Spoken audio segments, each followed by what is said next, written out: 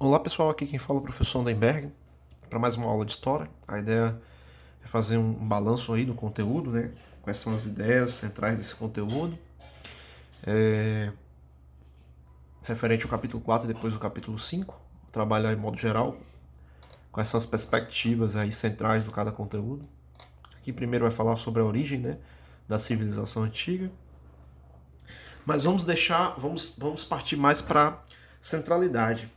Galera, é o seguinte, ó, o fator primordial é sabermos que essa civilização, a civilização grega, ela, ela, ela, ela teve seus altos e baixos, mas deixou uma contribuição enorme para o desenvolvimento da medicina, da matemática, da astronomia, da filosofia, da história, entre outros fatores da civilização grega.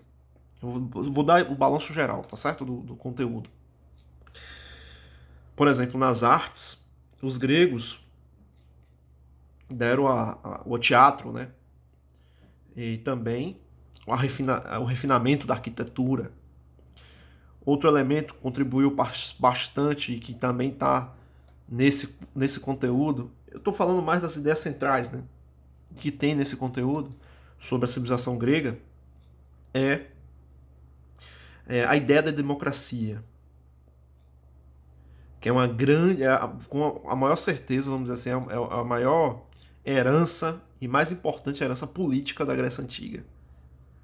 E que fiz a democracia, em defesa da democracia, esteve presente em muitos movimentos revolucionários, né, no decorrer da história, no século XVIII, século XIX, até mesmo no século XX.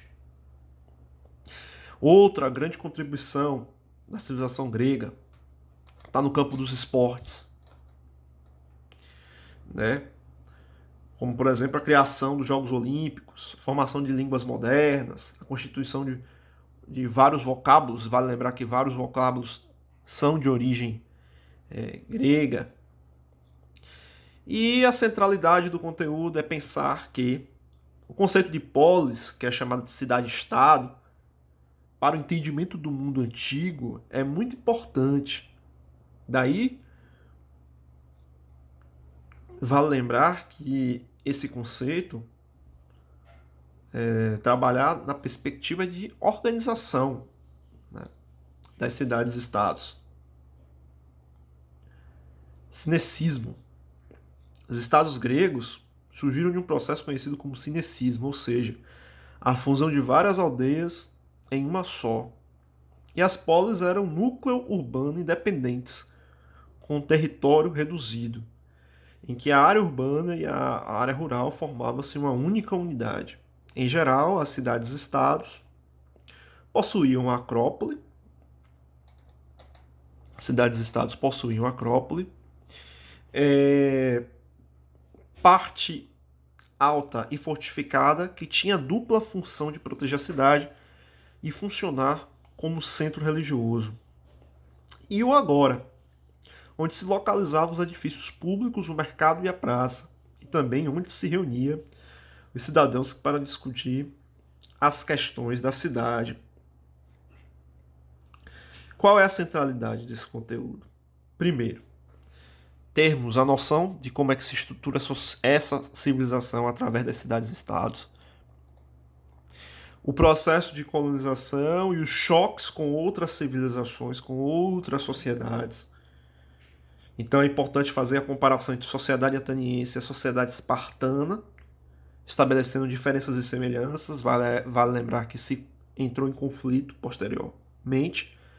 Caracterizar o tipo de democracia que foi praticada na Grécia Antiga. Reconhecer a importantes contribuições dos antigos gregos para a constituição da cultura ocidental. Explicar, por fim, e entender a importância cultural do império criado por Alexandre Magno. E, obviamente, também entender os fatores, né, de como era organizada essa sociedade, como era estabelecida hierarquicamente, como era a pirâmide social dessa sociedade. Aqui o tipo de democracia, esses elementos fundamentais. É nesse sentido que devemos se situar. Tá bom? Outro elemento que é importante, que é logo no início do conteúdo, é levar em consideração que os estudos sobre a civilização grega têm como base os poemas de Homero, os poemas épicos de Homero, né? Sobre a Ilíada e a Odisseia, aonde foram documentos históricos importantes para descrever o que seria essa civilização grega. Um elemento importante que deve ser destacado é que essa designação civilização grega é algo dos dias de hoje. Não existia essa termologia naquela época, esse termo naquela época. Vale lembrar o fator das mulheres em Atenas, as guerras greco-pérsicas, quando o avanço do Império Pérsico adentra as regiões do sul da Europa, principalmente na Península Itálica, na Grécia e por aí vai. Península Itálica não, na região que hoje a gente conhece como Grécia, onde entra-se em conflito. A ascensão de Esparta, onde quando se perde a hegemonia da lógica ateniense, do Império Ateniense, e sobressai a ascensão de Esparta quando a civilização Esparta ela se torna homogênea após diversas vitórias nas guerras. Aí vai tratar do que era o exército, os guerreiros, o mundo helenístico, que é a grande marca, né? O que é basicamente o mundo helenístico, né? Da civilização grega? Foi a junção de diversas, que tem a centralidade a cultura grega, lógico, mas com a junção de outros elementos de outras civilizações, de fenícios, até mesmo do norte da África, de fenícios e entre outros, que consolidou-se um mundo mais amplo, uma perspectiva mais ampla.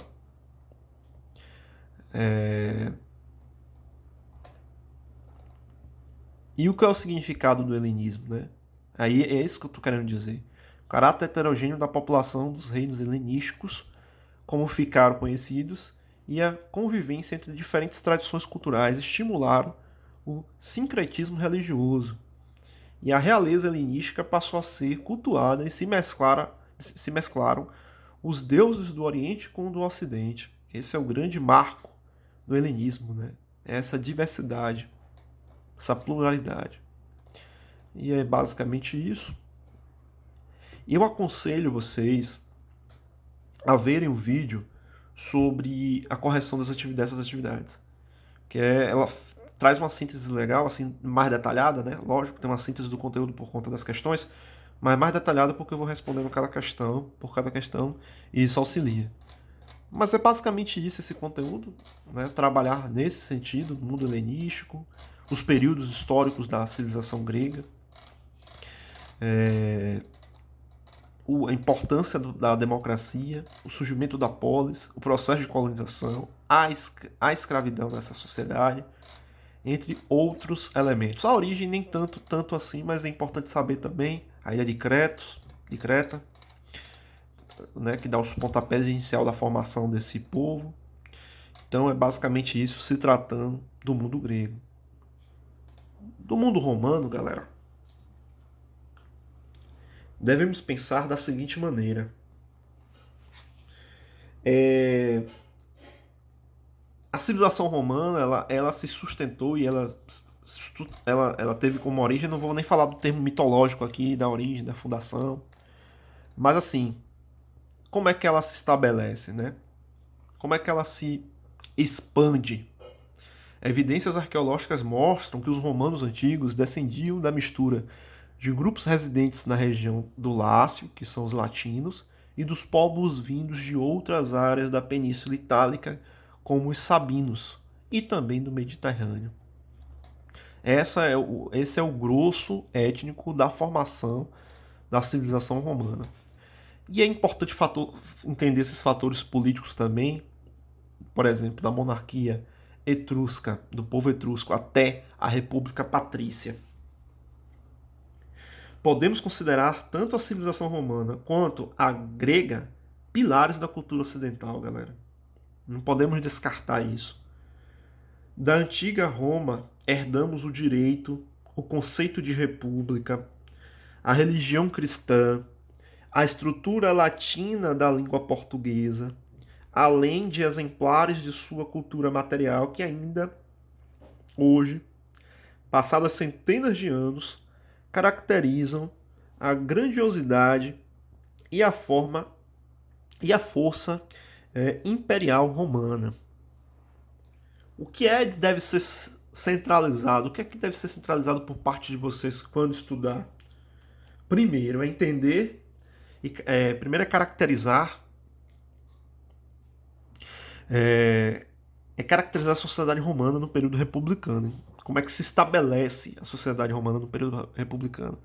Pós compreender como é que se dá a monarquia etrusca. A monarquia etrusca ela se estabelece no sentido de uma dominação de um clã, de uma clã, né, que é um aglomerado familiar, sobre os demais segmentos sociais, né? Onde se estabelece basicamente atividades agrícolas e por aí vai.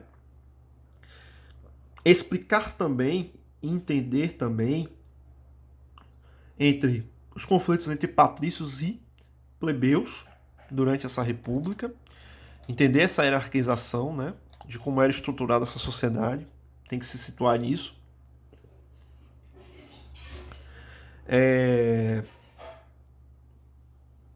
E também saber como é que se deu as grandes conquistas plebeias.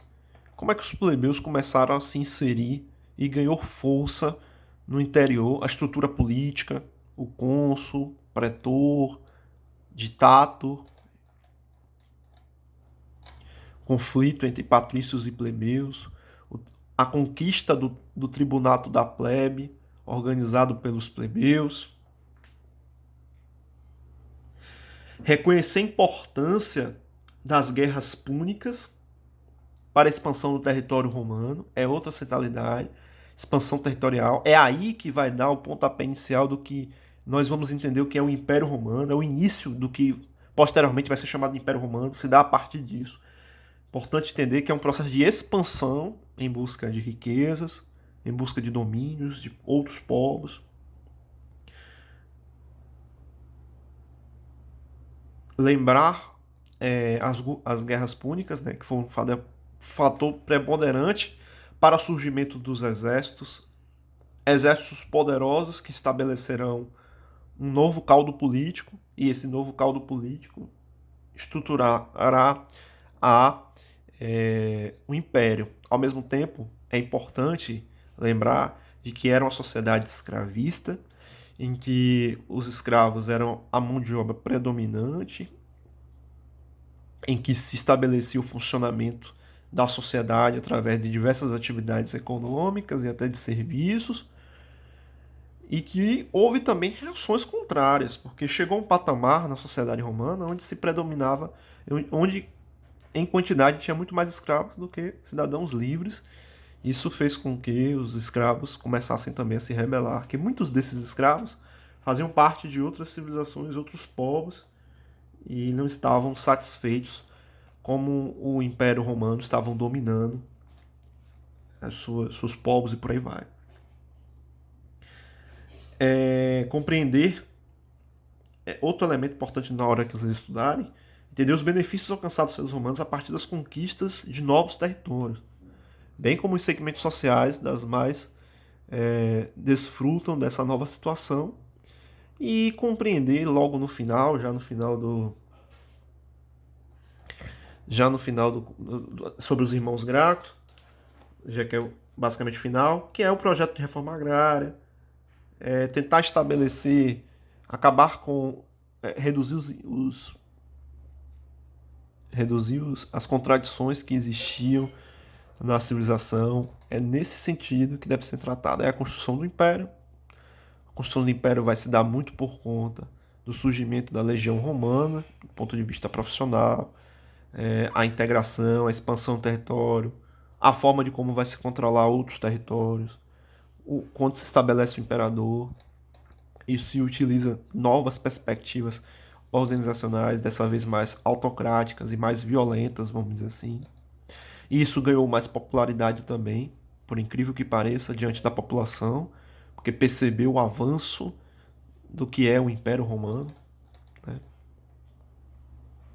A Pax Romana, aí já é o pontapé inicial para já uns elementos já de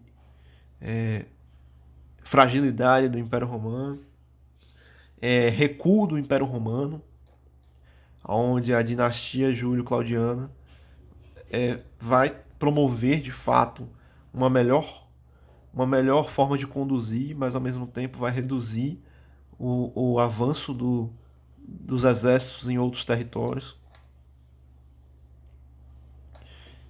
E aí, aqui é o quadro, né, final do que foi o Império Romano, estabelecimento do cristianismo com Constantino. E é basicamente isso, né? Não vou me aprofundar para o vídeo não ficar longo. A crise do Império do Ocidente, com a separação, com a fragilidade, com os altos golpes que ocorreram com muita frequência, e ao mesmo tempo se fragilizando por não conseguir mais lidar com a intensidade dos conflitos por parte dos povos germânicos no interior dos seus territórios, o enfraquecimento da produção agrícola, tudo esses elementos fortaleceram para o enfraquecimento do Império Romano, da ruidez do Império Romano. Então, galera, o que eu quero, lógico que eu falei aqui bem breve, mas a ideia é, além de ver as aulas novamente, eu estou dando um apanhado geral sobre o conteúdo, mas é sempre ver também os vídeos de correção das atividades, que auxilia muito sobre o que é que o conteúdo está tratando, né, de forma, lógico, geral. E auxilia também para melhorar e responder as atividades e fazer uma boa prova. Então é basicamente isso, pessoal. Até mais, até a próxima aula. Tchau, tchau.